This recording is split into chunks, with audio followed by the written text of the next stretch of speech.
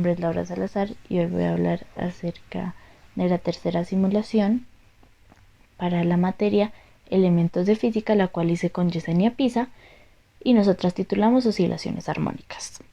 En la simulación se estudia un movimiento armónico simple de una manera numérica y utilizamos el movimiento de un péndulo simple observando diferentes tipos de oscilaciones armónicas, los cuales son libre, amortiguado y forzado. También se implementó un programa en Python empleando las librerías Matplotlib y Pyplot para la gráfica del movimiento de cada uno de los osciladores en un determinado tiempo, bajo ciertas condiciones iniciales. También se utilizó el método numérico Euler-Cromer por la precisión en los cálculos, y este laboratorio permite visualizar las distintas situaciones que pueden lograr un péndulo siempre con ciertas condiciones. En introducción, hablamos del movimiento periódico u oscilatorio, de ciertas características de ellos y de cómo en la simulación se aspira a estudiar de manera numérica el movimiento armónico simple de un péndulo a partir de ciertas condiciones iniciales y tiempos determinados. También es necesario observar las diferencias entre los oscilatorios armónico libre, amortiguado y forzado para sacar conclusiones acerca de la conservación de la energía. En el teórico hablamos del concepto como tal de movimiento armónico simple, de lo que se necesita para comprenderlo, tal como la fuerza restauradora. También hablamos de magnitudes del movimiento armónico simple, como la elongación, la frecuencia, la fase inicial, la frecuencia angular.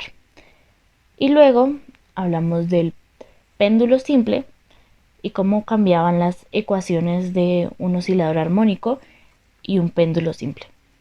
En el experimento numérico implementamos un programa en Python y se crearon 4 clases: Oscillator, Forces, Solver y Animator.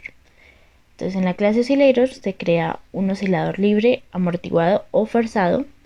Se inicia con una posición, una velocidad y una frecuencia angular.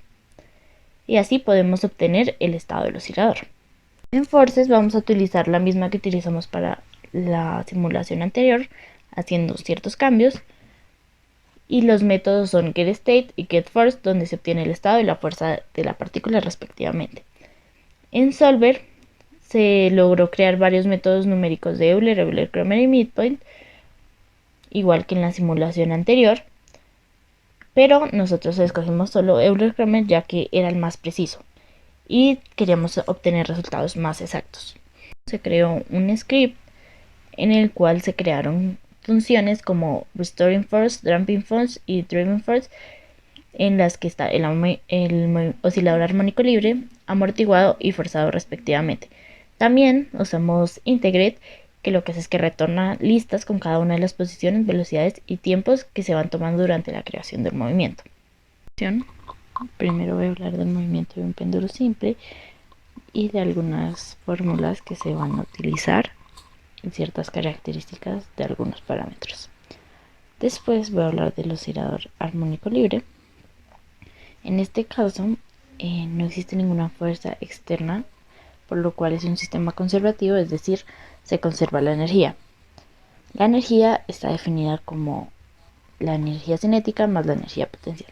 Esa es igual a la energía total. En este tipo de movimientos están definidas como las fórmulas que se ven ahí. Una vez aplicamos estas ecuaciones en el código y utilizando las condiciones iniciales como θ igual a 0,2, d de θ sobre d de t igual a 0 y la velocidad angular igual a 3, obtenemos la siguiente gráfica. Acá observamos que oscila en un intervalo muy pequeño y eso es debido al método numérico utilizado, el cual tiene una precisión bastante alta, por lo cual el intervalo es pequeño. Ahora vamos a hablar de delta E, el cual está definido como la energía total menos la energía inicial, que sería en este caso el error que presenta nuestro método numérico. Entonces el delta E es la gráfica que vemos ahí y podemos observar que cuando delta E tiende a 0 es cuando el tiempo tiende a infinito. Ahora, si cambiamos el delta T en la energía total, vemos que entre más pequeño sea el delta T, va a hacer oscilaciones más pequeñas. Es decir, se va a conservar más la energía. En esta gráfica vemos cómo se relaciona la energía cinética y la energía potencial. Podemos notar que cuando una está en su pico más alto, la otra está en el pico más bajo. Y también podemos ver que la potencial no alcanza la altura máxima que alcanza la energía cinética. Esto es debido al error en el método numérico. Ahora vamos a ver la gráfica de la relación de teta y de teta con el tiempo. Ahí podemos ver que la amplitud de teta es mayor que la de teta, pero comparten el mismo periodo, que sería equivalente a 2,007 aproximadamente. Ahora, cambiando el teta inicial, vamos a ver cómo se comporta teta en todo el sistema. Podemos ver en la gráfica que entre más grande sea el valor de teta, mayor va a ser su amplitud. Y el periodo va aumentando, según la tabla que vemos ahí. El oscilador armónico amortiguado, a diferencia del simple, existe una fuerza de fricción, es decir, no se conserva la energía. De ahí nos salen unas nuevas ecuaciones que son las que se ven ahí y aparece un nuevo parámetro, el cual es gamma y es el coeficiente de amortiguamiento. Las ecuaciones en el código y utilizar los parámetros de velocidad angular inicial igual a 3 y gamma igual a 0,5 y también teta igual a 0,2 y de teta igual a 0, obtuvimos que para tanto teta como de teta, cada vez que avanza el tiempo va a tender a 0. Es decir, que cuando el tiempo tiende a infinito, teta tiene a 0 y de teta también tiene a 0. Lo cual quiere decir que tanto la velocidad como la posición del oscilador van disminuyendo con respecto al tiempo, de manera tal que el oscilador en un tiempo t queda quieto debido a la fuerza de fricción. Cambiamos los valores del coeficiente por 1, 1,5, 2 y 4.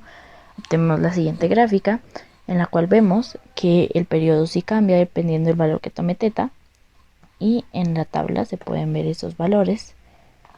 Los mismos parámetros mencionados anteriormente. Vamos a ver cómo se comporta la energía, y en la gráfica podemos ver que entre mayor sea el número que toma el coeficiente de amortiguamiento, más rápido se va a perder la energía. También podemos ver cómo se comporta tanto la energía cinética como la potencial respecto a los valores que toma gamma. También podemos observar que tanto en la figura 10 como en la 11 hay una pérdida de energía. Sin embargo, la energía cinética decae más rápido, y eso es debido a que la energía cinética depende más de la amplitud del oscilador. Vamos a hablar acerca del oscilador armónico forzado, en el cual existe una fuerza externa notada de Ft, dando como resultado las siguientes ecuaciones que se ven ahí.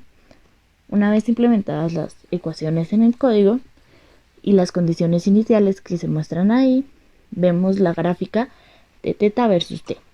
Podemos notar que la gráfica reduce su valor al principio, pero después llega a un punto de equilibrio. Tenemos el mismo procedimiento, pero cambiando el valor de teta por 0 y de teta por 0,5.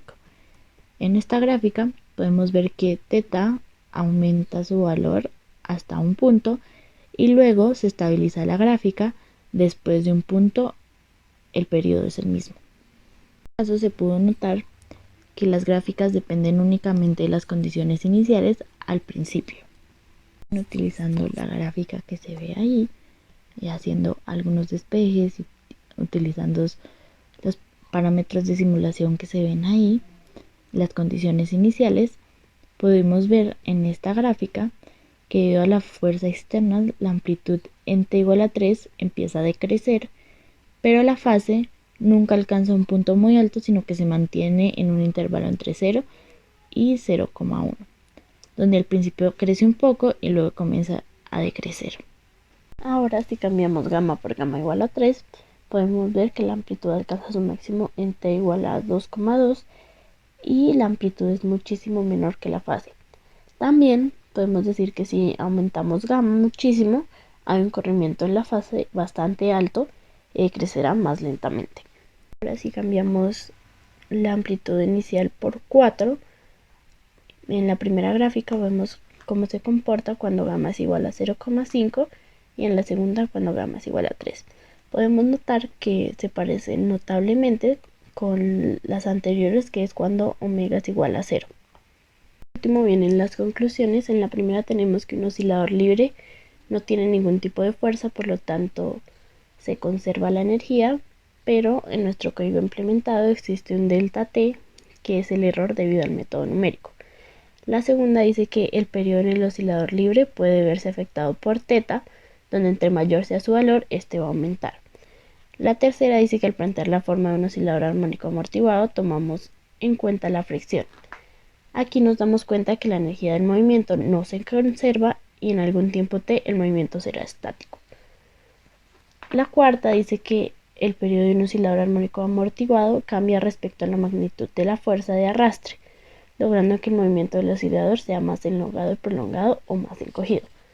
La quinta dice que el valor de θ en el oscilador forzado depende de las condiciones iniciales en los primeros números que toma. Después se vuelve independiente de los valores iniciales. Por último, al incorporar la fuerza externa del oscilador armónico forzado, la amplitud y la fase dependen de la frecuencia angular de oscilación y de la amplitud inicial de esta fuerza. Eso sería todo por ahora. No olviden suscribirse.